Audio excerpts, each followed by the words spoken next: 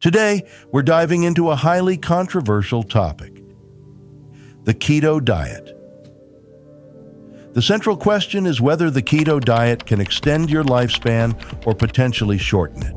This diet is extremely low in carbohydrates, with approximately 75% of calories coming from fat, 20% from protein, and just 5% from carbs. The keto diet has surged in online popularity, celebrated for its benefits in weight loss, heart health, diabetes management, and even cancer prevention. However, some critics view it as a fleeting trend. This week, a groundbreaking article in the Lancet has significantly shifted the discussion. The article examined the relationship between carbohydrate intake and life expectancy. By the end of this video, you'll be equipped to make an informed decision about your diet. I encourage you to share this information with your loved ones, as it could impact their longevity. I began the keto diet because I found myself constantly surrounded by chips, snacks, and candy. Over the past year, I felt I had deviated from my usual habits and needed a reset. I thought keto could help, and it did. I lost a few pounds I had gained last year and no longer experienced sugar cravings. It was great. This week, while browsing on my computer, I came across an article. I expected it to say that the fewer carbs you eat, the longer you live. But that wasn't quite the case. The study began around 30 years ago, involving a large group of adults from 4 different communities in the USA. They recruited about 15,000 adults, had them complete surveys, and tracked their health over approximately 30 years. To illustrate, let's pretend these items represent the study participants. First, we'll categorize them by their daily carb intake. This group represents the low-carb group, consuming less than 40% of their calories from carbs. The moderate carb group, on the other hand, gets about 50% of their calories from carbs, and this group represents the high-carb group, consuming over 70% of their calories from carbs. Of course, this is a simplified model, and the study used sophisticated statistical methods to obtain precise data. When examining mortality within these groups, it was found that both the low-carb and high-carb groups had higher mortality rates. The moderate carb group, consuming about 50% of their calories from carbs, actually lived the longest. This forms a U-shaped relationship, indicating that both very low and very high carb intakes are associated with higher mortality. The researchers estimated nearly a 4-year difference in life expectancy between the low-carb and moderate carb groups. That's like the length of high school or university. So many life experiences. It's a significant difference that can't be ignored, and definitely not what I expected.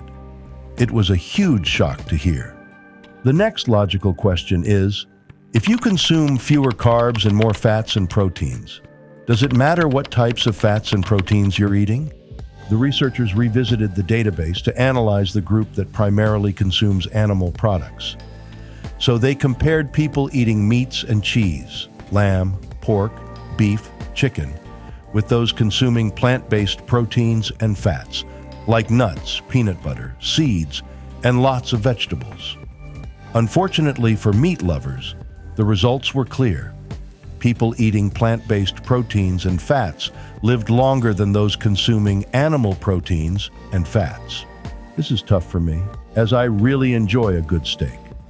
Oh boy, you might be thinking, hold on. I don't live in one of those 4 communities in the US. Maybe these results don't really apply to me, as I live in Canada. But the authors anticipated this concern. They conducted a meta-analysis, combining studies with similar parameters and results from around the world, and put it all into one database.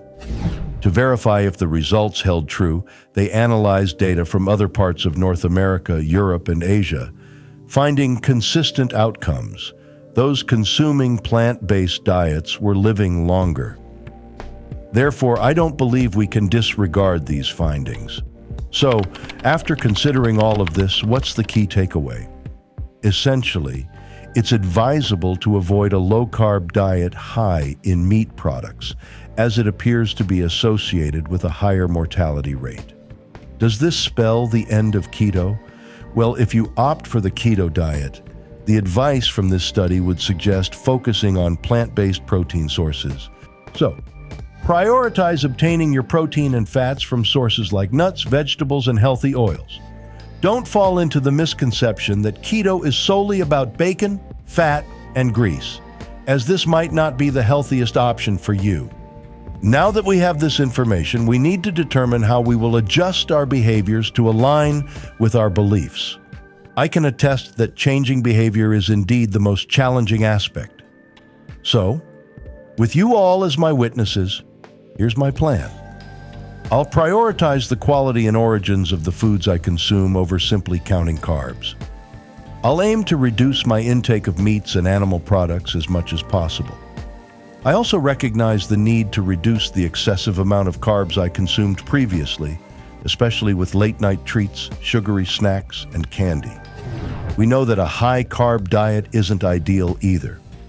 So I aim to find a balance by incorporating plenty of vegetables and legumes, foods I genuinely enjoy. To achieve this, I'll prioritize prepping and planning these items in advance so they're readily available throughout the day. Share your plan in the comments below if you're ready to commit.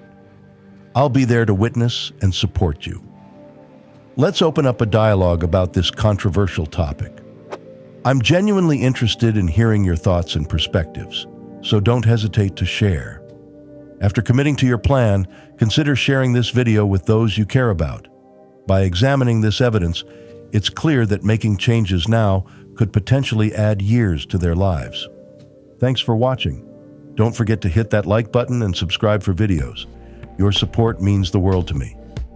Until next time, as always, I wish you great health, prosperity, and joy.